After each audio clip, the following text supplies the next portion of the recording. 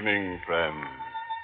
This is your host to welcome you through the creaking door into the inner sanctum for another quiet, restful evening on the homey side. What's that, madam? Oh, the humidity. You feel less. Oh. Well, right this way into the morgue. This cold slab will straighten you out. Oh, too cold. Well, how about a nice hot poker game? Cutthroat. Well, how about a nice sociable game of bridge? No? Oh, I see. Yeah, it's afraid of the stiff competition. Oh, you'll play. Well, remember, you got to pay up if you lose. We got enough deadheads here.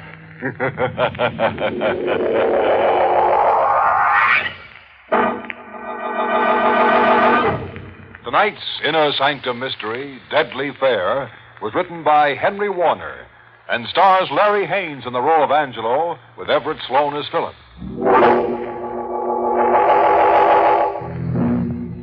Just a moment. Don't settle back in your chair. You're going for a ride. Ready? It's the dark hour before dawn. Along the tree-lined suburban highway, the headlights of the speeding sedan poke two long yellow fingers through the swirling dew. Behind the wheel of the sedan, a local taxi, sits Angelo Manetti, the cab driver, the cold nose of a madman's gun pressed against the back of his neck, wondering by what fate a man like himself will live through the beachheads at Salerno and Anzio, only to come home to die like this. Wondering how long before the madman's trigger finger bends in a nervous twitch and makes a widow out of his wife, Josie, and a fatherless boy of a 7-year-old son, Johnny. I'm sorry I yelled at you tonight, Johnny. Sorry I made you cry, but if I ever get out of this, you can have all the crayons you want. 100 boxes of crayons, and you can mark up all the walls. You can mark up the whole house. Pray for me, Johnny. I can't die like this. What a break.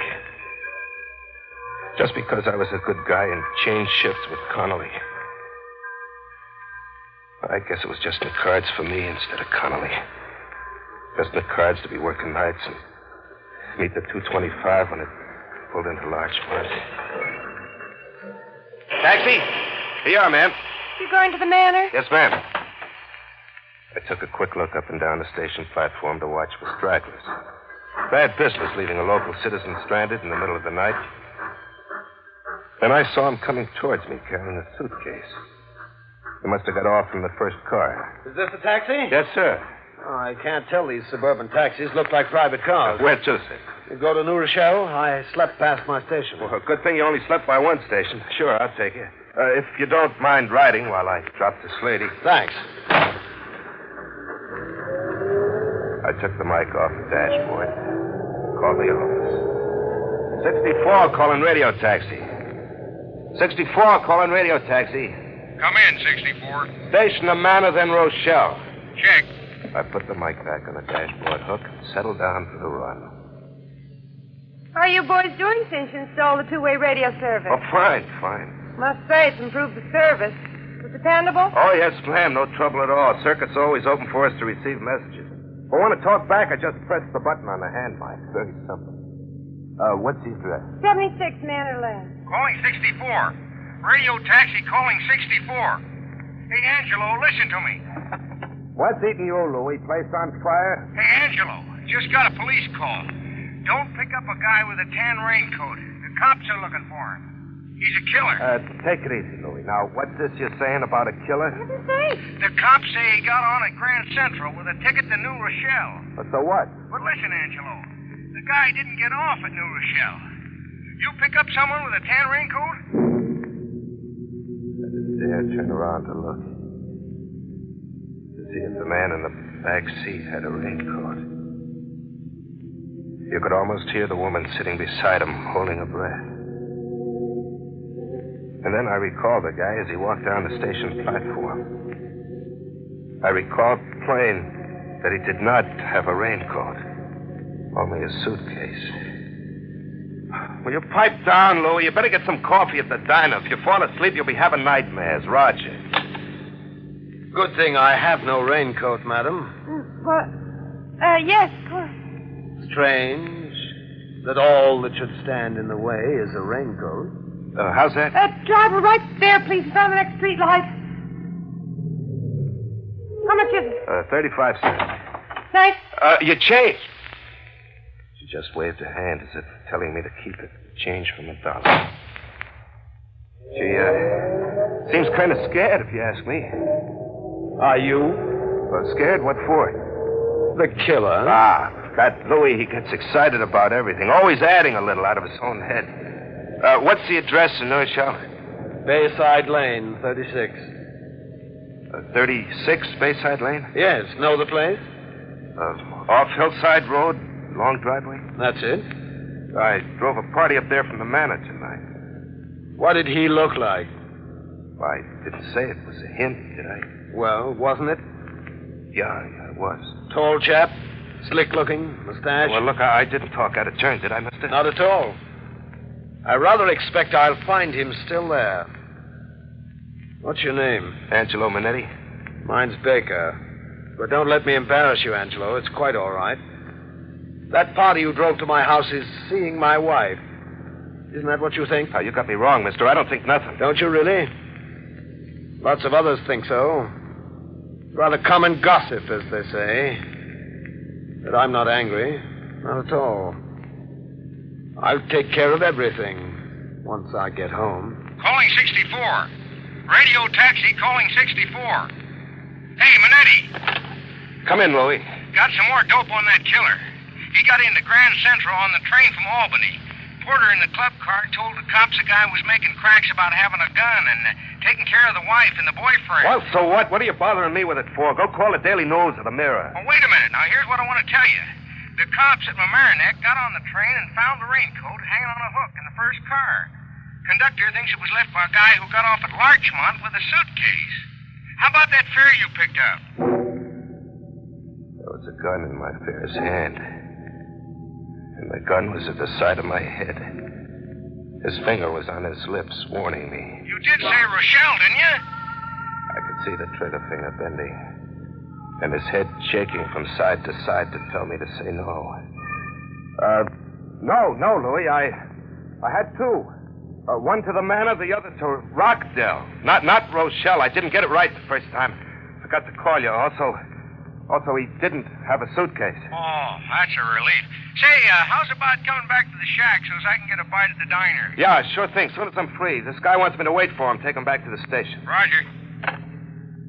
Nice work, Angelo. I got a wife and kid to think of, mister. So want to go to 36 Bayside Lane? That's right. Better slow down. There's Bayside Lane right ahead. All right, this'll do. I wouldn't like it if they heard us coming up the driveway. It'll be $1.25, sir. Get out, Angelo. You want me to get out? That's right. You're coming in with me to be my witness. Witness? What for? Divorce, maybe. Oh, please, Mr. Baker, that's not right. I can't afford to get mixed up like this. Ruin my taxi. Get out. And don't slam the door. Yes, sir. Carry my bag, please. He steered me with the gun in my bag. Slowly picking each step in the dark, across the lawn shielded by a high hedge, and around to the back of the house, to the kitchen. The lights were on, and we could see his wife and the boyfriend making themselves some bacon and eggs. All right, Angelo. Pull open the door. What? Hello, Doris. God. Hello, Walter. What are you doing with that gun? Please, Philip. Excuse me while I close the door, Walter. No use waking the neighbors. Oh, Doris, this is Angelo. Walter, Angelo. The introductions were polite, all right, but deadly. And he looked like he was enjoying it, a big joke. But there was nothing funny about that crazy grin on his face and the way he kept waving the gun around at the three of us. Well, Walter? Philip, please, you frighten me. Walter's not frightened. He never was. Of me. Isn't that so, Walter? Well, why don't you answer? There's nothing to say. Doris, do you love Walter? Come now. Of course. And you, Walter, do you love Doris? Yes? You dirty liar. Please. He's lying, Doris. I know he's lying. He wouldn't go around bragging how he sees you every time I go out of town if he really loved you. That's not true. We're going to be married. Oh, married. Not until you become a widow, Doris. I'll never give you a divorce. Or are you planning to divorce me? All right, Philip, you found me here and you have a witness. What are you going to do about it? I came back from Albany tonight to kill you. Philip! But I'll give you just one more chance. If I ever hear that you're trying to see Doris again behind my back, I swear I'll kill you. And Angelo here can be my witness that I warned you. Remember that, Angelo. Yes, you got me wrong, Philip. Sure, I've been seeing Doris, but I never went around talking about it. Don't come any Only closer, tonight Walter. I said to Doris, let's tell him. Give me that gun. Let go. Let go, Give man. me That gun. Philip, please stop it. Stop! Doris! The three of us stood there, paralyzed, looking down on the still body of Mrs. Baker, her eyes glassy and blue, her blonde hair soaking up the blood from the hole in her head. One look was enough for the three of us to know that she was dead. You killed her, Philip. I killed her? No, Walter. You killed her. Didn't he, Angelo?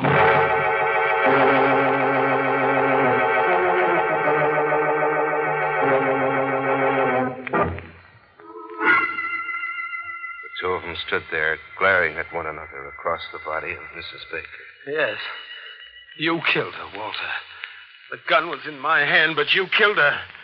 If you hadn't tried to take the gun away from me, where are you going? Phone the police? Police? Yes. Put down that phone. Put it down! Don't you think you ought to put that gun away now? He's right, Mr. Baker. I don't think he even heard me. He kneeled down beside the body of his wife and stared at her tenderly. Suddenly his mouth started to move like he was choking for air, and his face twisted in angry pain and hate as he looked up at Walter. I could see Walter sensing it, too, realizing that Mr. Baker was going out of his mind. There was a heavy glass ashtray by the phone. I could see Walter slowly reaching for it. Mr. Baker looked up and jumped back as Walter threw it. You won't stop him! You stay out of this, Angelo! Don't shoot! Don't! Doctor. Angelo. Doctor. You're going to die, Walter. Die like Doris. Angelo. Help me. Doctor. Don't bother, Angelo. He won't need a doctor. Stop it. No, don't do it. Mr. Baker, give him a chance. Please, give him a chance. He doesn't need a doctor now, Angelo, does he? Go on. Bend over him. See if he needs a doctor. He's dead. Yes.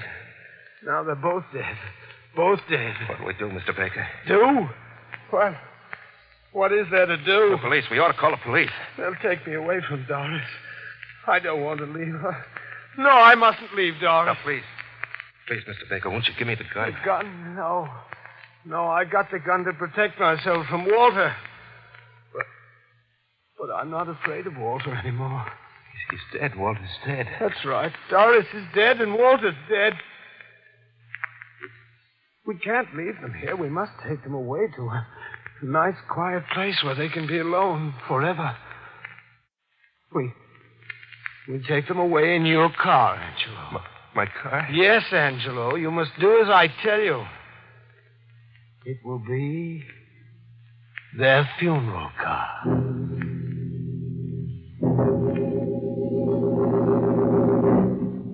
The kitchen was next to the garage. And he made me drive my car into the garage. Open the trunk compartment, Angelo. He kept the gun on me and followed me into the kitchen. He pointed to her first. I picked her up and carried her try not to look at her. Telling myself I ought to grab the jack handle in the trunk compartment and swing it on him, but I didn't do it. I was afraid. I was afraid I'd never live to see Josie and Johnny again. I placed Mrs. Baker in the trunk gently. And then he made me go back for the other one. Push him in, Angelo. Or his coat will stick through the door when you close it. That's better. Very good. Close the trunk. As I locked the trunk door, I grabbed the handle and bit my lip to keep from passing out. Don't you feel well? I'll be all right. Yes. You'll be all right as soon as we hit the road. The fresh country air will straighten you out. Get behind the wheel, please. I got in and he got in the back seat. I must remind you, Angelo. I'll be right here behind you with this gun in the back of your neck. Don't try to trick me. Radio taxi calling 64. Hey, Minetti. Why don't you answer? What's the idea? Don't answer, Angelo. Call me on the phone if your mic is out of order. Ignore him, Angelo. Start driving. Where to, Mr. Baker? Just keep going. But stay off the Hutchinson Parkway. Patrol cars, you know. Take the back roads. You'll find a nice, quiet place for them.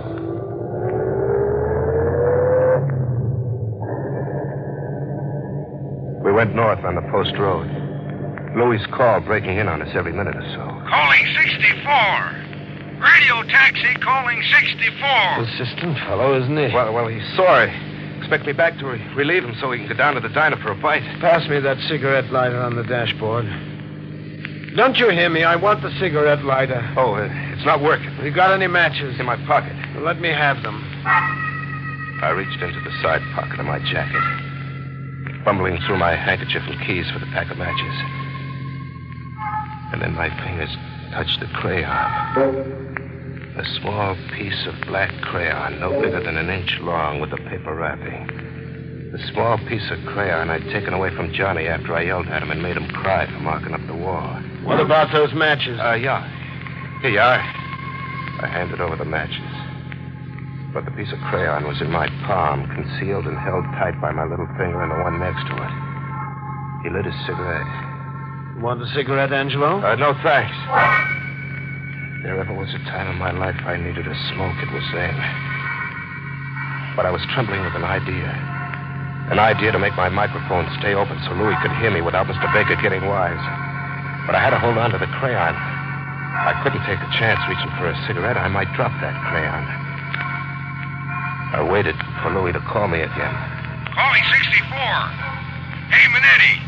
You all right? Call me from a phone if you can hear me. Say, Mr. Baker, maybe I better answer him. Why? Well, he might think I'm in a wreck and he'll have the cops start looking for me. Yes. Yes, you're quite right. Very well, talk to him. But be careful what you tell him. I picked the microphone off the dashboard with the hand that held the piece of crayon. 64 calling radio taxi. Where the heck you been, Angelo? Let me explain, Louis. He's sitting here without a relief. Fine pal, depending on you. Get back here. I'm going down to the diner. I kept gabbing to Louis and forcing the crayon into the button on the mic, right into the hole that housed the spring button, hoping the paper wrapping on the crayon would wedge the button and keep my sending circuit open. Louis, I'm fixing a flat. Must be a loose wire. I didn't hear you until just now. I'll be back as soon as I can. Roger. I put the mic back on the dashboard, praying the crayon wedge would hold. As long as that button was wedged on, Louis couldn't talk to me. His voice came through, I'd know the crayon had slipped out. I waited. Seconds seemed like hours. No word from Louis, so the wedge was holding. I raised my voice so it would carry the 2 feet between me and the mic. Mr. Baker, are you gonna kill me, too? Kill you? Yeah, like you killed Mrs. Baker and Walter?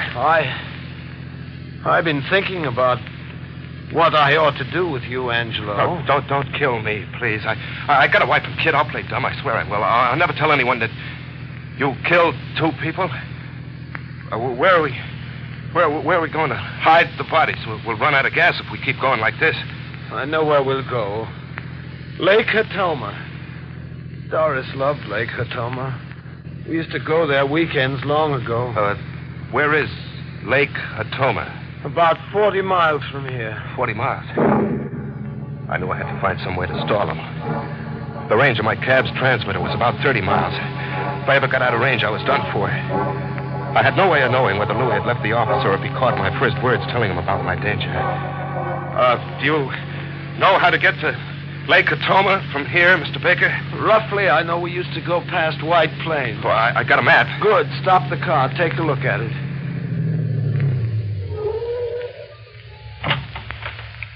Now, let's see. White Plains. Yeah, Lake Hatoma. There it is. We go up here and then... I know where it is. Sure. All right, let's go. We'll go the most direct way. No detours, mind you. Oh, no, sir. We're on Weaver Street now. We keep going up Weaver Street till we get into Old Mamaroneck Road. That sounds right, but hurry. I'm getting very tired. Step on the gas. I heard him, but I played dumb. Don't you hear me? I said let's go faster. Sure. Anything you say, Mr. Baker. But, you think it's smart? We're doing 50 now. Not very fast in the country. Well, county patrol cars are all through this section. We'll get caught speeding. That's quite all right. I pay the fine. Faster, Angelo. That's better. 60, 65, 70. Faster. It'll soon be daylight, and I'm very tired. I'm very tired. I wonder if Doris is tired. Say, what did I tell you? This is Weaver Street. And then into Old Mamaroneck Road. Oh. Hear that? Patrol car? I told you. Here comes our speeding ticket. Slow down. But remember, I'll have the gun in my coat pocket. Let me do the talking. Just accept the ticket and we'll be on our way. All over! The patrol car let me roll ahead and swung in behind us, and we came to a stop. Where do you think you're going? You were doing 80. Let's see your license. It's my fault, officer. I asked him to. Yeah, what for? Well, there's been a death in my family. My wife. Sorry. So I have to give the driver the ticket. He looked at my license in the beam of the patrol car headlight. And he started making out the ticket. And then in the side mirror of my cab, I could see another cop get out of the patrol car with a gun in his hand. And I saw him sneak down on the right side of the cab. He stuck the gun through the open back window just as Mr. Baker saw him. Don't move. What? Too bad we couldn't take him in. Oh, it held, Johnny. It held. Say, how come this guy didn't get wise? Your microphone circuit was open. You want to know? You really want to know? I'm leaving the house to go to work, see? In the hall, my kid, Johnny's marking up the walls with crayon. I yell at him, and I make him cry. I take the crayon away, and that's what kept the mic open. Here, look here. You see? The crayon's still holding the buttons down. Hey, you got any kids? Yeah, why? You think I done right? Yelling at Johnny?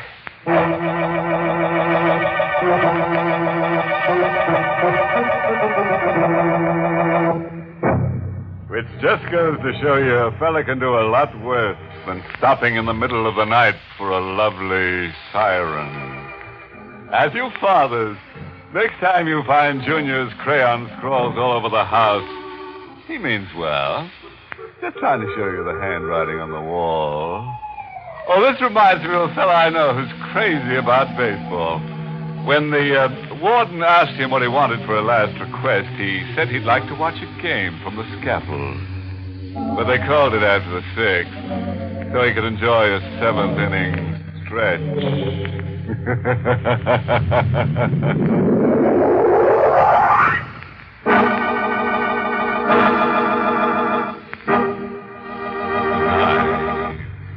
Pleasant dream.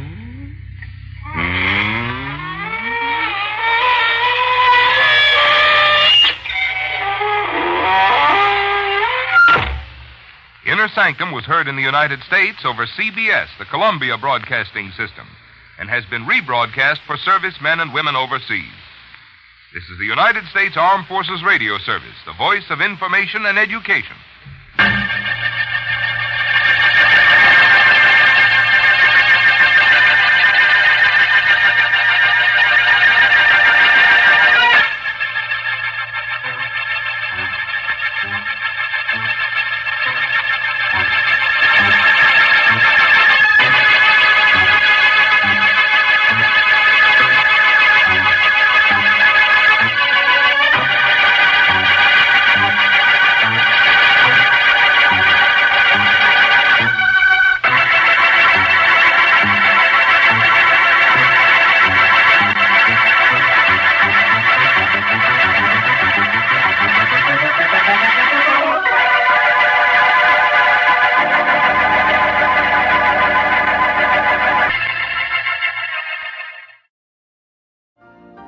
You've been listening to the OTR Gold Network.